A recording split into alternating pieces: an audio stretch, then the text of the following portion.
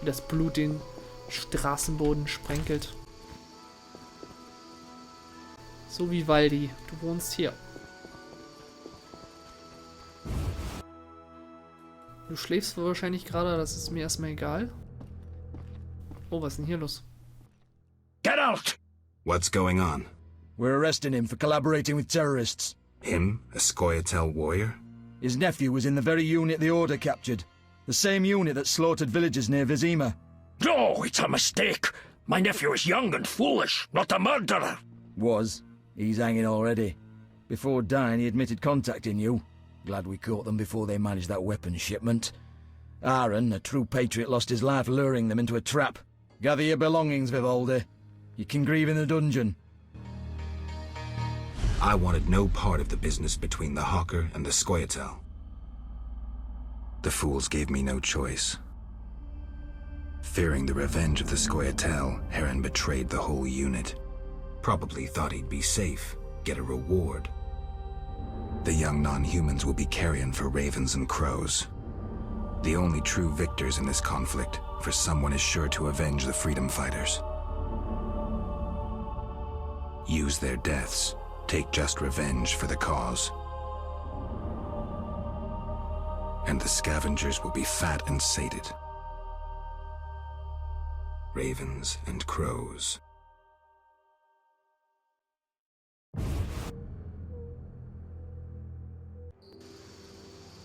Ja, wir wollten gerade mit Vivaldi reden, aber die Stadtwache hat ihn einfach mal festgenommen. Weil sein Neffe zu den Eichhörnchen gehört, den Elfenterroristen, die gerne mal Massaker veranstalten, um für ihre Freiheit zu kämpfen. Und das war jetzt auch eine Folge dessen, dass wir damals, als wir für Harren die Kisten beschützt haben, die Eichhörnchen getötet haben. Sonst wäre das nicht passiert. Ich bin mir jetzt nicht ganz über den Zusammenhang bewusst. Vielleicht, weil deswegen der Neffe von dem Vivaldi, der ja zu den Eichhörnchen gehört, Panik gekriegt hat und irgendwas gemacht hat, dass er geschnappt wurde. Und das ist nur passiert, weil wir halt nicht zugelassen haben, dass die Eichhörnchen die Lieferung bekommen können. Aber wir schauen mal, ob wir dem nicht aus dem Knast raushauen können, weil ich hab die Befürchtung, das kostet Geld. Mein wertvolles Geld. Denn wir brauchen Vivaldi als Informationsgeber und er ist ja auch ein möglicher Verdächtiger. Can I talk to Vivaldi? No chance. Anyone arrested for dealing with Scoia'tael is a political prisoner. He's just an old dwarf. Why are you standing up for him? I need to talk to him.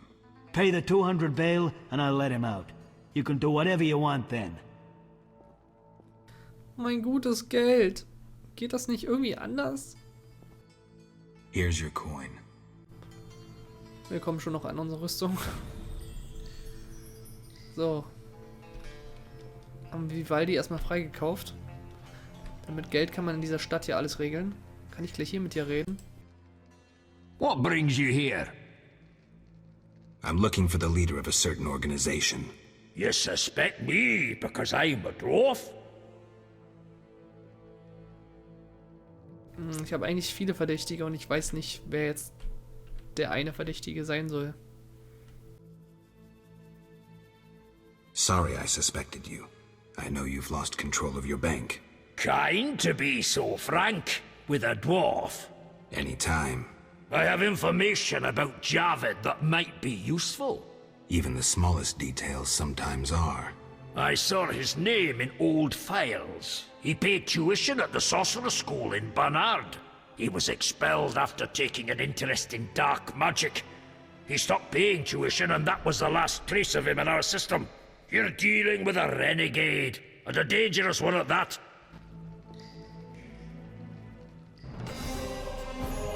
Ich werde Vivaldi sagen, dass ich einen Beweis seiner Unschuld gefunden habe. Was? Erstmal lesen, das verschwindet immer so schnell. Erstmal finden, ey. Da, verdächtiger Vivaldi. Ich sagte Vivaldi, dass ich Beweise für seine Unschuld gesammelt habe. Ich habe seine Dankbarkeit gewonnen und nützliche Informationen über Javid bekommen. Also wir haben ihn jetzt schon abgehakt, denn wir haben ja von Soltan so nebenbei erfahren, als er auf der Straße an uns vorbeilief, dass Vivaldi seine Bank selber ja nicht mehr leitet, sondern er nur noch im Namen der Besitzer ist. Und daher ist es klar, dass er nicht den Salamandra Geld gegeben haben kann über seine Bank. Da die ja von Menschen geleitet wird mittlerweile. Und hier gibt es eigentlich noch einen Gefangenen, mit dem ich gerne reden würde.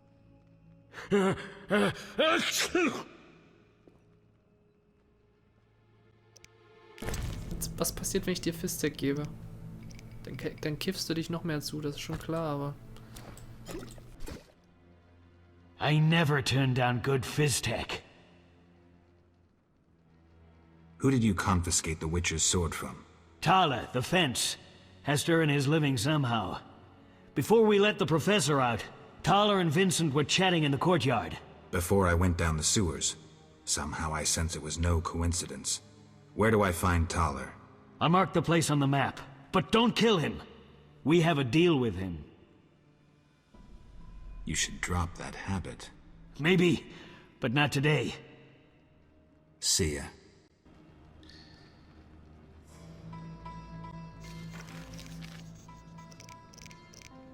Torla ist ja auch noch verdächtig, ne?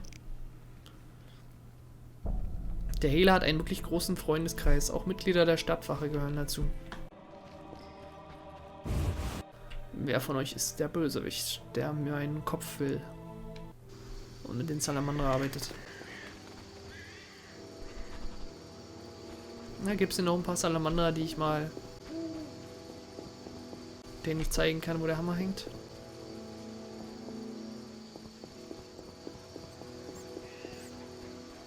Wir gehen jetzt auf jeden Fall nochmal kurz zu Vivaldi.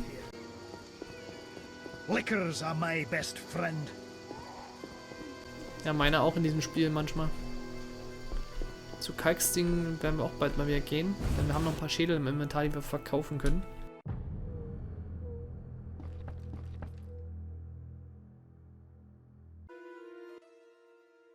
What brings you here? Wir suchen immer noch die Bücher für Kalkstin. Do you have a copy of the secret gates? I do, and what remains of my collection. It's yours if you want it. How much?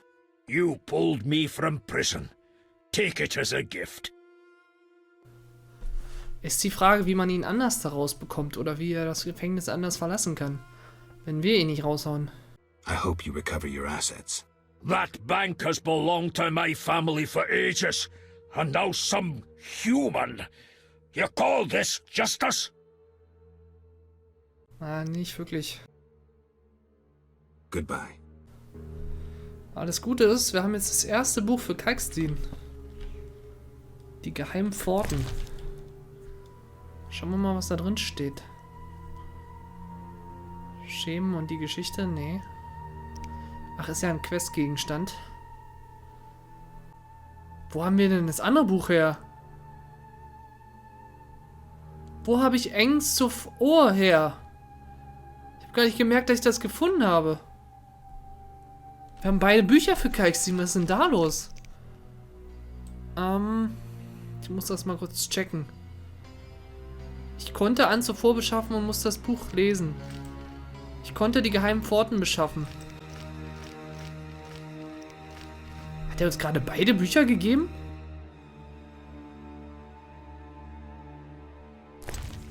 Ja, oder so. Das ist jetzt wichtig für den Hauptstory-Quest, ziemlich wichtig. Geben wir es uns. 10 weltliche Elemente, 10 Meilensteine. Alles entsprang diesen 10. Sucher, öffnet die Augen. Blicke zurück in deine Vergangenheit und du wirst fündig werden. Der deinen Pfad kennt, verfügt über Weisheit und ist gewillt, dich daran teilhaben zu lassen. So er dann darum gebeten wird. Dein Herz hingegen birgt keine Liebe. Doch da ist jemand, der die Barmherzigkeit kennt, der fähig ist zu lieben. Du, der du blind warst, tauche ein in deinen Geist, deine Erinnerungen. Dunkel und gefährlich ist der Pfad, der von der Versklavung zum Königreich führt. Eine dreifältige Göttin, Jungfrau, Mutter, altes Weib. 3 Gesichter, 3 Gnadengaben. Verstehen, Macht, Ruhm. Um sie zu erlangen, sind Opfer und Gebete vonnöten. Das Fundament liegt in tiefster Tiefe. Lasse dich nicht von flackernden, unsteten Feuern in Versuchung führen. Bezwinge den Tod, und dir wird eine Belohnung widerfahren. Der Sieg wird nur dem gewährt, der den Wächter bekämpft. Jener, der den Weg durch labyrinthartige Mysterien weist, wird dir die Krone des Bewusstseins anbieten. Am Ende deiner Reise wirst du Erkenntnis erlangen. Du wirst alles begreifen. Was verschlossen ist, wird dir offen stehen. Die 10 Namen lauten Weisheit, Jokmach, Verstehen, Männer, Liebe, Ketzath, Barmherzigkeit, Tipperath, Macht, Gwerth, Sieg, Netzer, Ruhm, Oth, Fundament, Chiesa, Königreich, Malka, Krone, Ketha.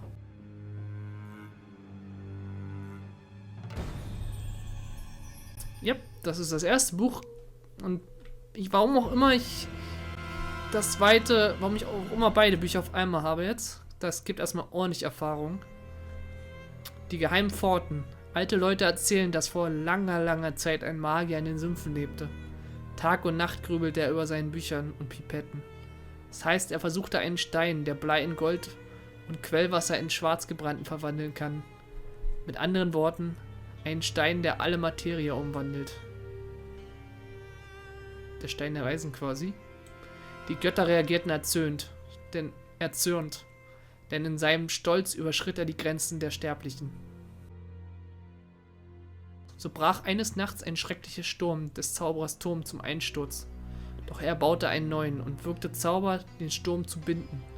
Dieser Turm hielt, bis sich in einer Nacht die Erde selbst bewegte und den Turm des Zauberers umstürzte.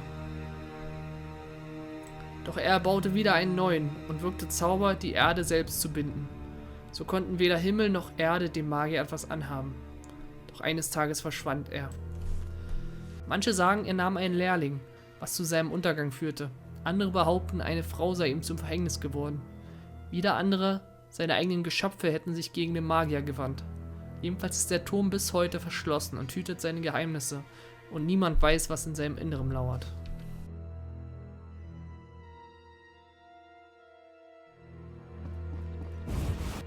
Wir haben beide Bücher mal eben gefunden, die wir für Kalkstein sammeln sollten.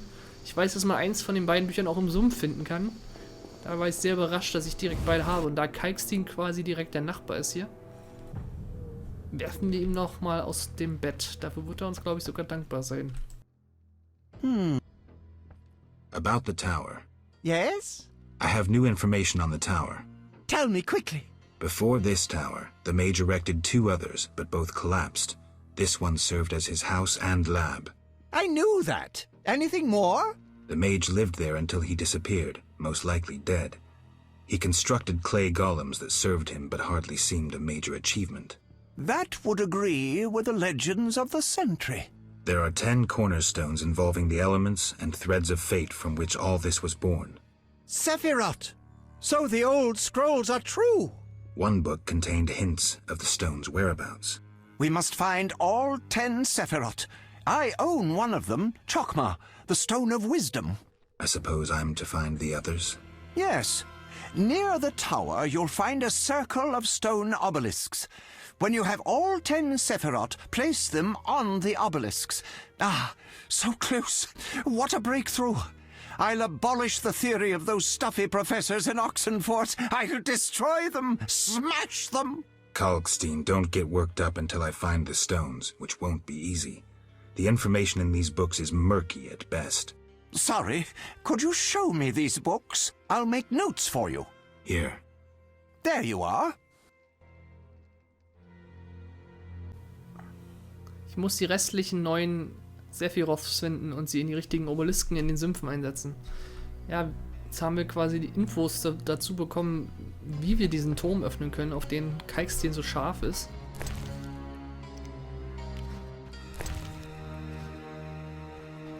Und das wird noch sehr, sehr, sehr wichtig, weil im Grunde jetzt das zweite ich sag mal, die zweite Haupthandlung in diesem zweiten Kapitel neben der Detektivstory und die Salamandra ist, diesen Turm zu öffnen und diese Steine zu finden, diese Sephiroths. Und einen haben wir jetzt von ihm erhalten, sowohl auch Aufzeichnungen über die Steine, wo man sie finden kann. Denn er hat quasi jetzt dieses eine Buch, was mit diesen ganzen Sprachen mit diesen ganzen Worten in der älteren Sprache gekennzeichnet war, so ein bisschen für uns übersetzt und die Hinweise in einfachere Sprache verfasst. Das sieht irgendwie geil aus. Eine seltsame Lampe.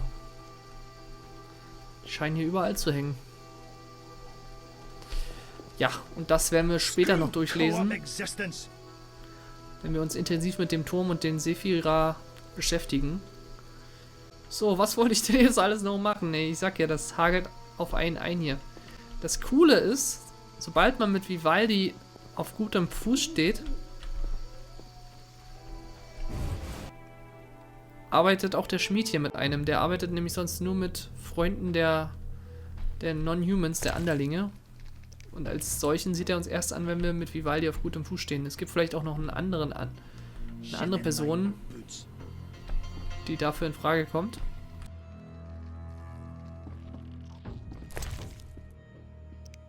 Und unser Inventar schon mal ganz schön vollgepackt. Okay, des Nachts macht er tatsächlich nichts.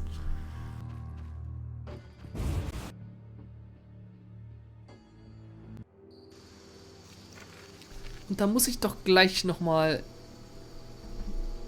in mein Questbook gucken, um mal die Übersicht zu behalten. Ich habe schon 2 Sephiroths. Ich habe 2 Sephiroths gesammelt. Bleiben noch 8. Wir haben tatsächlich schon 2 von diesen 10 Steinen, die wir sammeln müssen. Geheimnisse der Hexer. Ich stelle invisible Ermittlungen an, die mich zu Azad Javed führen sollen. Ja, das ist der Oberquest. Ich muss mit Shani über das Schwert sprechen. Der Gärtner erwähnte ja, dass Cohen, der verstorbene Witcher, auch Shani kannte und das war auch so. Ist auch in den Büchern beschrieben. Wir müssen noch bessere Würfel-Pokerspieler finden. Noch 2, um genau zu sein. Und wir müssen herausfinden, wo das Salamandra-Mitglied festgehalten wird. Wir sollten mit Jethro reden, aber wir haben doch mit ihm geredet. Ich glaube, das mache ich später, denn ich will jetzt bald mal die Stadt verlassen und mal ein bisschen frische Sumpfluft schnuppern. Und erstmal werde ich in den haarigen Bären gehen und mein Inventar etwas erleichtern. Holy shit! Holy shit! Ich war gerade dabei, so ein paar Sachen an die Kellnerin zu verkaufen und ich sehe gerade dieser sehr alte Wein, den wir für den einen Typen besorgen wollten, der uns nicht bezahlt hat. Da ist jede Flasche 80 wert. Das heißt, wenn wir den verkaufen komplett, kriegen wir 240 Orens. Was mehr Geld ist, als wir eigentlich dafür bekommen sollten, diesen Wein zu beschaffen. Nice. Ich glaube, dafür hole ich mir doch gleich nochmal 2-3 Flaschen Wodka zur Belohnung.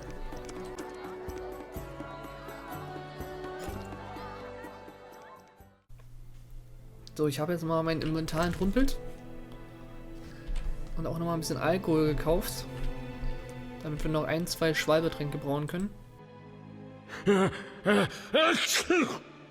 Bis wir mehr Zutaten haben, ist das erstmal der wichtigste Trank. I have questions. Ask. Know anything about this salamander prisoner? Why would I tell you? The captain would kill me. Maybe I can persuade you. Powder would help.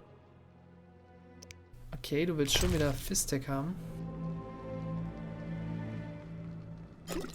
Dann sagt er uns nämlich endlich was über diesen anderen Gefangenen, der Salamandra-Offizier. I never turn down good Fistek. Tell me about that salamander prisoner. But... I hardly know anything. Where is he? They took him to Lebiota Hospital. Thanks. See ya. Ich musste mit dem Gefangenen sprechen, der im Krankenhaus festgehalten wird. Hardcore-Information, die du mir gerade gegeben hast, Junge. Aber wahrscheinlich eine nicht so ganz unwichtige. Und ich glaube, ich werde jetzt aber erstmal die Stadt verlassen, denn ich habe wirklich Lust auf frische Sumpfluft. Und wir müssen uns ja im Sumpf noch nach Berengar erkundigen. Und dann können wir ja immer noch zurückkommen und ein wenig Nachforschung und mehr Nachforschung in der Stadt betreiben. Ja, wir werden jetzt die Stadt erstmal verlassen. Ne, hier geht's nicht lang. Denn wir brauchen mal wieder ein bisschen Action und dann machen die Nachforschungen hier in der Stadt doch gleich wieder nochmal so viel Spaß. Blood and blazing fire. The god sent a messenger with a blazing sword. Nonsense, a ghastly beast exacts revenge. Perhaps this messenger transformed into a phantom hound. Possibly. How strange. Der Phantomhund wurde von mir schon geschlachtet. What could we... I've had not to eat in 3 days. Ich würde dir ja was geben, aber ich darf nicht. Auf zum Sumpf.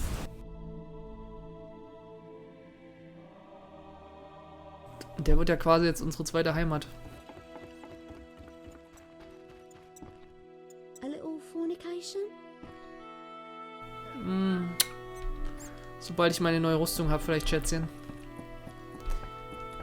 Ansonsten kann ich mir eine Prostituierte erstmal nicht leisten. Aber wir nähern uns ja so langsam wirklich den 5000. Bald können wir endlich unsere neue Rüstung kaufen. Und hier ist auch der Clan Luvaden. You again? They let you into town? Are you Luvaden? I am. Let's talk. Yes? How's business? You think me a seller of turnips? I run businesses you can't even fathom. I see. You're confusing reflected stars for the night sky. I'm waiting for important news. Na, dann erzähl mal. Let's talk. Yes? I heard creatures threaten the transport of goods. Yes, I assume you're not asking for curiosity's sake. I'm hoping someone will pay for their removal. I may. The dog by the swamp is crucial to my business. The creatures have caused me losses. What are the beasts like? Drowners. They emerge at night, destroying goods and murdering carriers. I'll pay 400 orens to be rid of them. Boah, 400. Damit haben wir dann quasi unsere 5000 A zusammen. pleasure doing business. Indeed. Let's talk. Yes? Da helfen wir doch gerne. I seek the Sephiroth stones. I haven't yet located them all. I thought you might know such art and oddities. I once purchased one for its magical potential, which turned out false. And I paid a mage a costly sum for the examination. Then would you sell it to me? Sell my Tipparath? I'm rather fond of it. I'll give you a good price. 500 orens? I didn't think it was worth so much. But all right. I wear Tipparath as an amulet. We can deal right now. Ne, den Stein darfst du erstmal behalten. I don't have the money yet, but I'll bring it soon. No hurry. I'm not that eager to make the trade. Aber wir haben jetzt den Auftrag bekommen, Ertrunkene im Sumpf zu erledigen. Ich muss mit einem der Boote in den Sumpf fahren und die Ungeheuer erledigen, nachts zum Hafen kommen. Yes? Gleichzeitig würde ich aber gerne nochmal einen Blick in deine Waren werfen. Du hast doch bestimmt immer noch das wertvolle Zeug. Ja, und die Feuersteine, die ich dir verkauft habe. Ja, der hat immer noch die Edelsteine und auch ein paar Blumen im Angebot. Wo ist denn der Bootsmann, der Fährmann da hinten? Das hier ist auch so eine der Stellen, die ist so verträumt schön irgendwie. Dem schicken Wasser, der tollen Sicht in die Ferne. Und die Musik dazu, das ist richtig schön.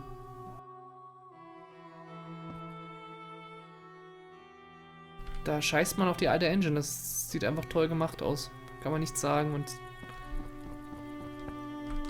das sind so die Momente, wo ich dann immer sage, das Spiel sieht noch richtig toll aus. Transport services at the best prices. Trotz seines Alters. Where do you go? I ferry people from Vizima to the swamp and back. Take me to the other side. Times are wasting. Made up your mind? Ja, wir wollen den Sumpf, Mann. 5 Orals. Ready to go? How many times are you going to ask me that? To the swamp.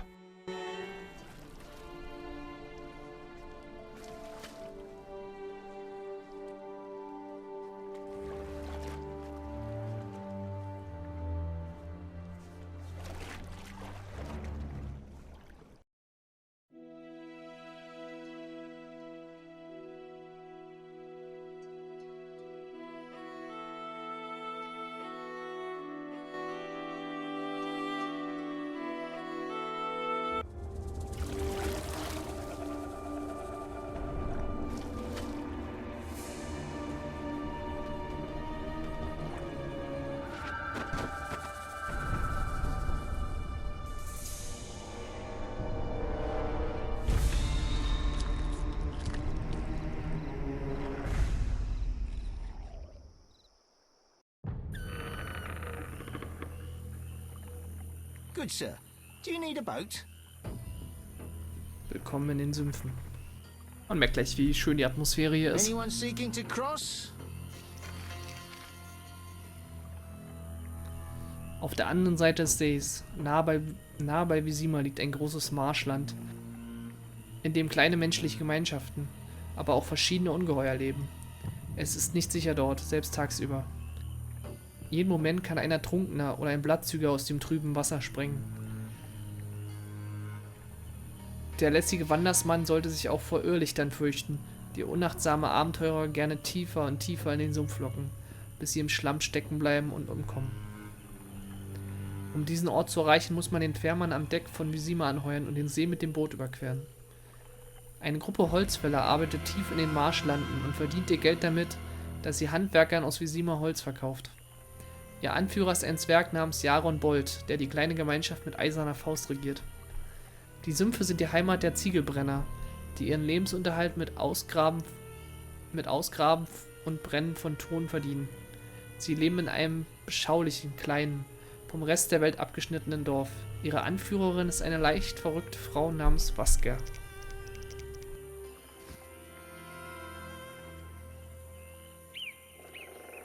Hey Doggy, wie geht's dir? Und wann bist du noch ein Hund, der nicht gleich umkippt und wo ein Dämon aus dir rauskommt? Vapors, drowners, and wet feet. That's all I'll find here. Ist das nicht toll?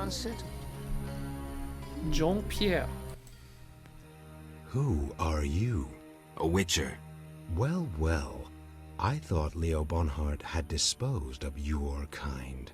Never heard of him. Nor will you again. We all, in this profession, eventually meet someone better than us. What profession is that? Bounty hunter. What brings you here? Leo Bonhart. Das ist auch so ein Name, damals, wo ich das gespielt habe, bevor ich die Bücher gelesen habe, hat mir das ja gar nichts gesagt. Aber der Typ hat hier gleich so eine richtig bedrohliche Atmosphäre auf mich wirken lassen mit seiner Stimme und mit seiner ganzen Art, wie er redet. Und jetzt, wo ich die Bücher kenne, da habe ich auch Respekt vor dem Namen Leo Bonhart. Who was Bonhart? Old Leo was a legend. In some ways, he was like you. He killed without emotion. Just like you would kill a lame drowner. He was the best. Tall, slim, and one gaze from those empty eyes could break a man. Was he a mage? No. He slew some witchers. Those who riled the peasants. Magic tricks and witchers' reflexes proved useless against him. But he's dead. As they say, he hit a harder rock than he was himself. Yes. Take care, Witcher.